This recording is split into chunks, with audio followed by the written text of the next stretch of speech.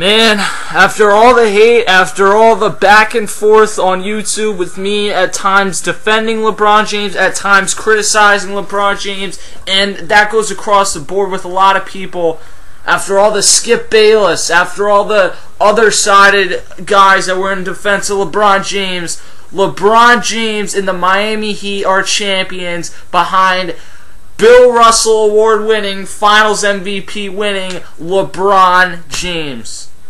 Let that sink in for a moment, guys. There's got to be no more memes of I have as many rings as LeBron or anything like that, because the one thing that was really lacking in LeBron James' repertoire and what he had accomplished throughout his career. I mean, he was a 3-time MVP, he had won a scoring title, pretty much every award imaginable. He'd been to the finals twice, and he had came up small at least one of those times. I think the Cleveland time, he was just in over his head. He is an NBA champion, and quite frankly, you can say I'm a LeBron fan. Go ahead, I'm not a LeBron James fan. I watch this guy, and I enjoy watching LeBron James because I enjoy watching great players, just like I enjoy watching Durant and Kobe and every great player that is in the game now. But how can you not be happy for LeBron James at this point, unless you're from Cleveland? Cleveland, I still understand why Cleveland's pissed, but I never really understood why everyone in the world was pissed 2 years later. Cleveland, that's the only place I can say how can you not be happy for LeBron James. But for everyone else, this is one of the greater players to ever play in the NBA. I think that he's put himself in the top 20 of all time, maybe a little bit higher. And I'm going to make a video tomorrow with KJ talking about where he ranks all time in terms of legacy at this point. But he's done it all pretty much at this point. You know, he's won 3 MVPs. He's had the best record, everything. LeBron James is a champion, and there's still going to be some haters, but at this point, most of the LeBron James haters are going to be in the minority, because it's the same thing as when Kobe Bryant won his first championship, and it's eerily similar, really, because he had it. Kobe Bryant probably had a worse NBA, or not a worse NBA Finals, but a worse defeat to lose the year before to Boston, where they got throttled by like 30 points. And then with all that hate, he came back the next year. He won that Finals in 7 games when he was down 3-2 in that series. And that was a moment where I said, you know what, this is one of the greater players that's ever played in this game, and I'm really happy to see him get that championship and see people get off his back. And that's the exact same way I feel about LeBron James. Now, I might be changing my tune about LeBron James if people begin the, oh, he's better than Michael Jordan comparisons and everything like that, although I will make a video probably at some point updating the comparison. I think there's a comparison because these are 2 of the top 20 NBA players of all time, but LeBron's not going to be Michael Jordan. Let me say that that's what I believe. But for people to compare it, I'll evaluate that and everything like that.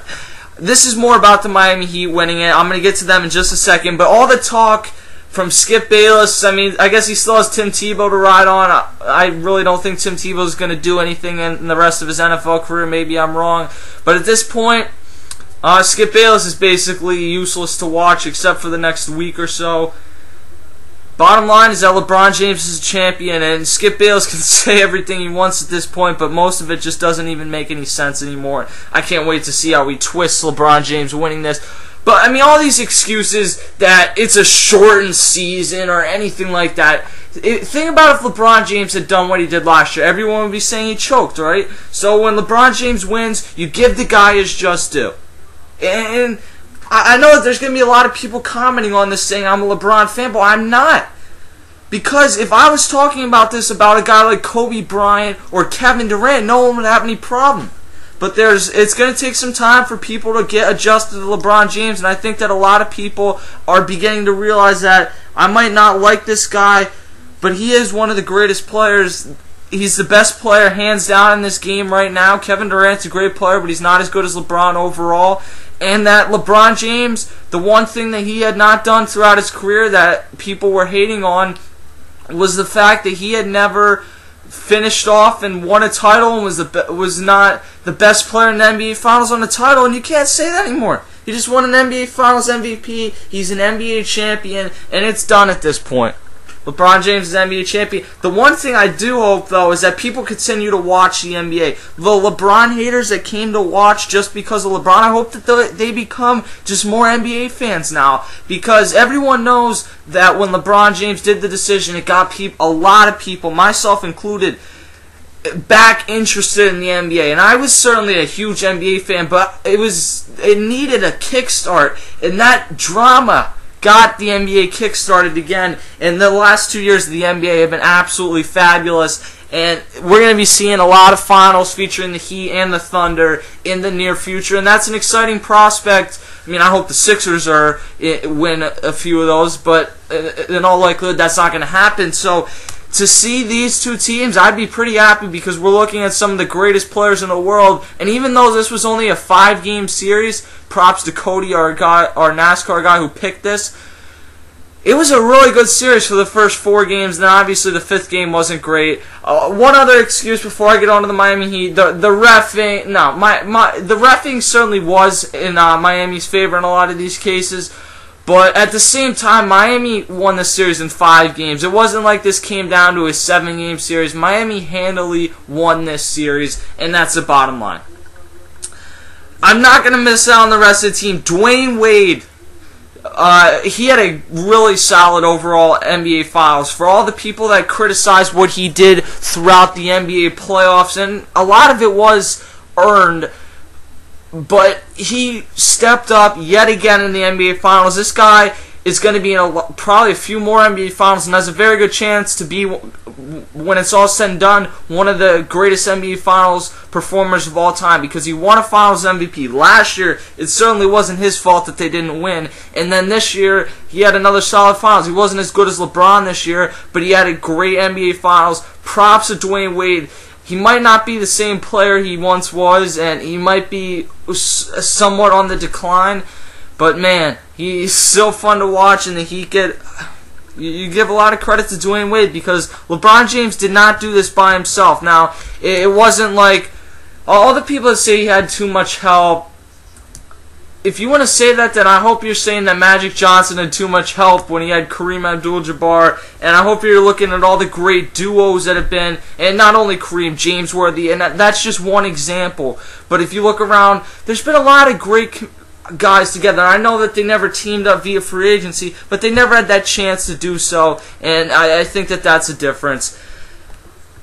Bottom line, though, is that they all still had great teammates, and LeBron James didn't have that. Chris Bosh didn't have that, and that's why they teamed up with Dwayne Wade and built not a super team, but pretty damn close to it, to win the NBA Finals in their second year together and put themselves in a great position to win more. Shane Battier, this guy's been one of the best defensive players in the NBA over the last 10 years. A lot of props to him. Chris Bosh worked long and hard in Toronto, and that team was just not good enough. He's been one of the best NBA players over the last 10 years. To see him win this is really a good thing. Mike Miller.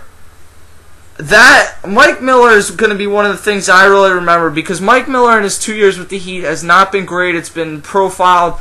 The guy before, though, when he was with the Grizzlies, when he's been around the NBA, I think he was with the Rockets, this guy's one of the best three-point shooters. And his back, you can see when he's on the court, he has an awful back. There's rumors of him retiring now. To see him come out and put on a performance like this where he has 22 points, it's one of those guys where you look at in the NBA and you say, you know, I'm happy that guy won a ring. Obviously, all the buzz is going to go to LeBron James and Chris Bosh and Dwayne Wade, mostly LeBron James. But to see guys like Battier and Juwan Howard, some of these guys, Mike Miller, that have been in the league for a long time and haven't won. To see James Jones get a ring is nice. My boy Macaroni Turiaf gets a ring. I mean, Eddie Curry gets a ring. Hell, how could I have forgot that? It's a great day. It's nice to see some of these guys get championships. That's what I'm getting at. Udonis Haslem gets his second ring. Norris Cole gets a ring, as I mentioned. And Eric Spoelstra, I give a lot of credit to Pat Riley because Eric Spoelstra is an average coach at best, and he very well could have pulled the plug on this and probably at times should have. But it was very, he never really, I don't think, had any intention of coaching or firing Erik Spoelstra, and that allowed Erik Spoelstra to not always be looking over his shoulder, and he talked about that pressure that he already had from the media. If he had it with Pat Riley there too, then this whole thing could have come crashing down, and it could have been a complete disaster. And you give a lot of credit to Pat Riley, and I mean, Erik Spoelstra's not a very good head coach, I'll put it that way. He was blessed with a just incredible team. But it is, I can't even think of what the word would be, but it is for Erik Spoelstra to win.